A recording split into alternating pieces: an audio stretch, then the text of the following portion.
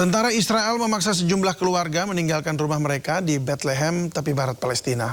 Usai dikosongkan, Israel merobohkan salah satu rumah warga Palestina di wilayah tersebut.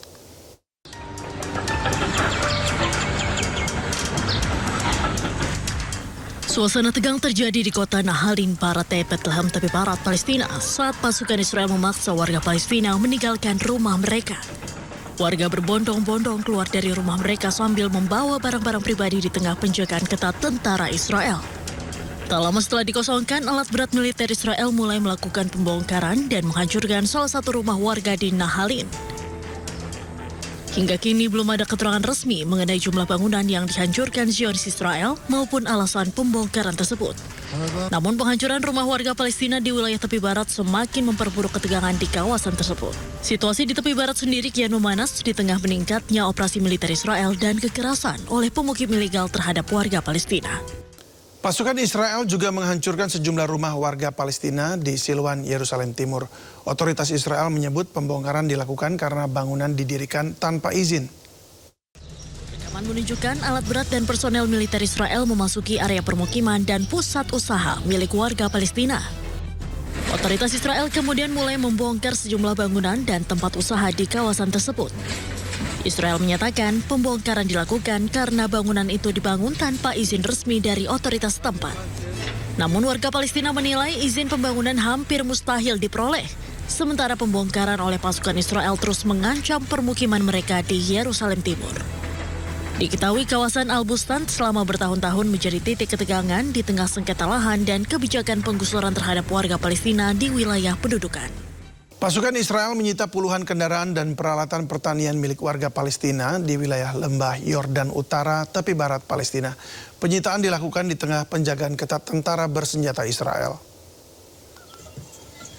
Ya, rekaman menunjukkan sejumlah mobil dan peralatan pertanian diangkut menggunakan truk derek, sementara tentara Israel bersenjata lengkap bersiaga di lokasi. Belum ada penjelasan resmi dari otoritas Israel terkait penyitaan ini. Namun warga Palestina menyebut tindakan ini berdampak langsung terhadap aktivitas pertanian dan mata pencarian masyarakat di kawasan ini.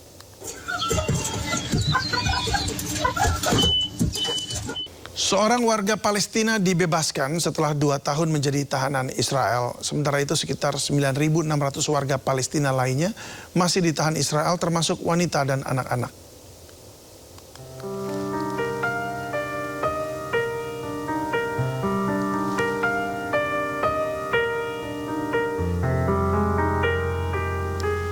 Abdullah Afid Zakarneh tak kuasa menahan tangis saat bertemu keluarganya. Setelah 2 tahun ditahan Israel, warga Palestina ini akhirnya bisa menghirup udara bebas.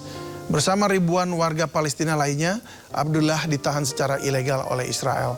Saat dibebaskan, Abdullah nampak lebih kurus dan kelelahan. Selain itu, ia juga memiliki bekas luka di sekujur tubuh, termasuk di bagian mata. Abdullah mengaku tak menyangka bisa kembali bertemu keluarganya. Pasalnya banyak tahanan yang belum bebas setelah ditahan Israel. Pemerintah Palestina menyebut lebih dari 9.600 warga Palestina ditahan di penjara-penjara Israel, termasuk 90 wanita dan 350 anak-anak.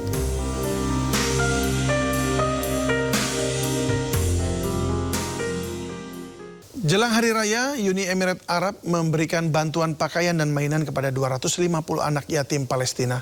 Bantuan tersebut bertujuan untuk meringankan penderitaan dan membawa kegembiraan bagi anak-anak di tengah sulitnya kondisi hidup di jalur Gaza.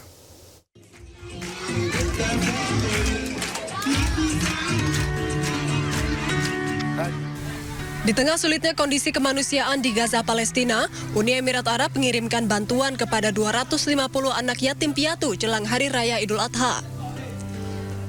Konvoi bantuan yang membawa pakaian hari raya dan mainan anak tersebut merupakan bagian dari operasi Chivalrous Night 3. Seluruh bantuan tersebut didistribusikan ke Lembaga Perawatan Anak Yatim Al-Rahma di jalur Gaza pada hari Senin. Selain pembagian sumbangan, mereka juga melakukan kegiatan rekreasi untuk anak-anak. Inisiatif tersebut bertujuan untuk meringankan penderitaan dan membawa kegembiraan bagi anak-anak yang tengah hidup dalam kondisi kemanusiaan yang sulit di Gaza.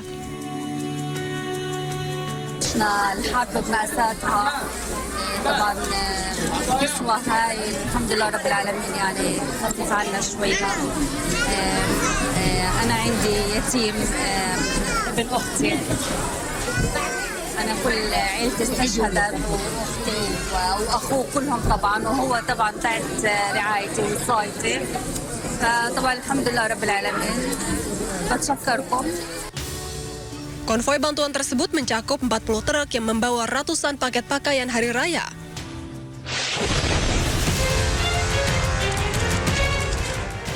Diketahui Uni Emirat Arab meluncurkan operasi bantuan tersebut sejak 2023 untuk memberikan dukungan kemanusiaan kepada warga Palestina di jalur Gaza, menyusul pecahnya serangan Israel pada Oktober 2023.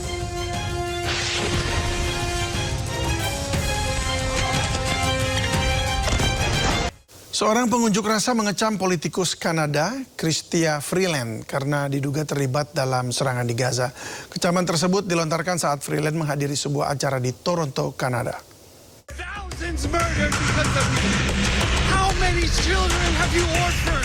Politikus Kanada Chrystia Freeland mendapatkan kecaman dari seorang pengunjuk rasa di sebuah acara di Toronto, Kanada. Pengunjuk rasa tersebut mengkritik dukungan Kanada terhadap Israel, terutama dugaan keterlibatan Freeland terkait serangan di Gaza, Palestina. Ia memaki politikus Kanada tersebut secara langsung saat dirinya sedang duduk di atas panggung. Thousands murdered because of you. Thousands murdered because of you. How many children have you orphaned? You monster. You Zionist Nazi. And I see you up there, Jesse. You're disgusting. You're disgusting. You're a monster. What do you have to say for yourself? Aktivis laki-laki yang belum diketahui identitasnya tersebut akhirnya dipaksa petugas untuk keluar dari ruangan. Israel mengumumkan operasi militer skala besar ke Lebanon, operasi Arrows of Fire untuk memerangi Hizbullah. Warga Beirut pun mengungsi keluar wilayah.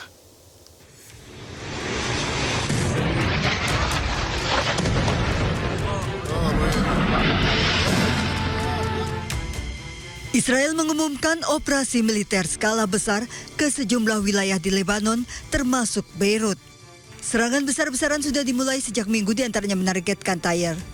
Sejak konflik berkecamuk, Israel mengabaikan gencatan senjata dan terus menyerang Lebanon. Perdana Menteri Israel Benjamin Netanyahu mengumumkan menggelar operasi militer skala besar Arrows of Fire untuk memerangi Hizbullah ke sejumlah wilayah di Lebanon, termasuk Beirut. אנחנו במלחמה עם חיזבאללה. רק בשבועות האחרונים, הלוחמים הגיבורים שלנו חיסלו למעלה מ-600 מחבלים. אני רוצה שתדעו את זה. למעלה מ-600 מחבלים. אבל אנחנו לא מורידים את הרגל מהדוושה. להפך, אמרתי ללחוץ על הדוושה עוד יותר. אנחנו נכה בהם, נכון, הם יורים עלינו רחפני סיב, יש לנו צוות מיוחד שעובד על זה, וגם את זה נפתור. בינתיים אתם מגלים חוסן, אני רוצה לברך את תושבי הצפון, חוסן שמעורר השראה אצל כולנו. אבל מה שזה מחייב אותנו עכשיו, זה להגביר את המכות, להגביר את העוצמה, אנחנו נכה אותם שוק על ירך. Israel juga meminta warga Lebanon segera mengevakuasi diri sebelum serangan dilancarkan. Akibatnya terjadi kepanikan, warga Beirut mengungsi keluar wilayah.